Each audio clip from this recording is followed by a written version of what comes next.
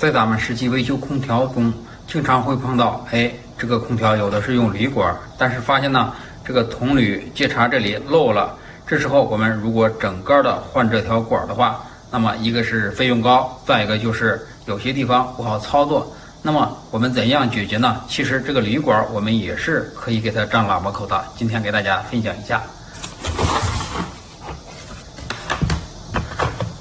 首先我们把这个铝管这一端给它掐断，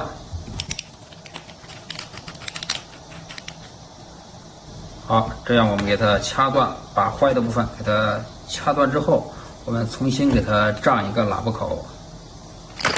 好，这样就掐断了。掐断了之后，这个纳子我们还是需要的。这个纳子因为是原装的，咱们还是需要给它装进去的。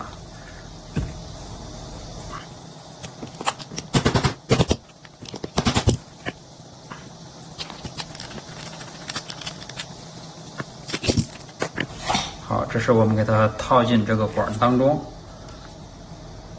这时候我们看一下喇叭口这里有没有毛刺，如果有毛刺的，我们给它修正一下；如果没有，我们直接这样胀就可以了。我们找一个合适的地方，你像它这个，我们就是用这个。好，这个还是比较合适的。胀喇叭口的时候，这个铝管略微的高出这个夹板一部分，大约有1-2毫米就可以。好，这样就可以了。这是我们给它锁紧，锁紧之后，咱们把这个胀管的工具给它套进去。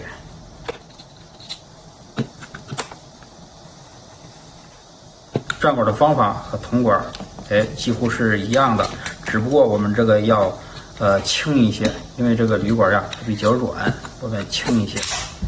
好，我们再给它往上推一下。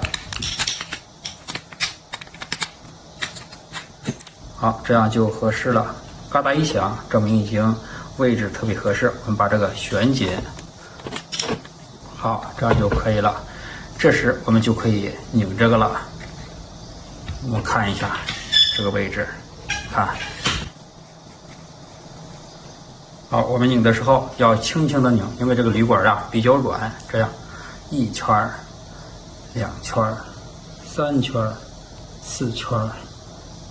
5圈、6圈，好，这样就可以了，不要再拧了。再拧，咱们这个喇叭口，就不行了，因为这个铝比较软，大家都是知道的。好，这时我们把它松开，把它退出来。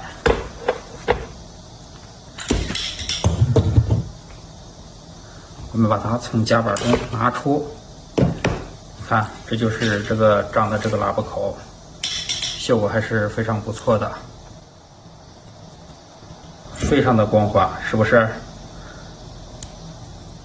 我们在张喇叭口的时候，看外边这个保护膜，我们不要给它弄掉。如果弄掉了之后，它容易氧化。给大家看一下，和这个铜管几乎是没有任何区别的。你看是不是？我们在安装的时候，这个纳子我们在拧的时候啊，要温柔一些，我们给它拧到。紧了之后，稍微的再带上2口就可以了。这样使用也是不会漏火的。把这个分享给你，希望能够帮到你。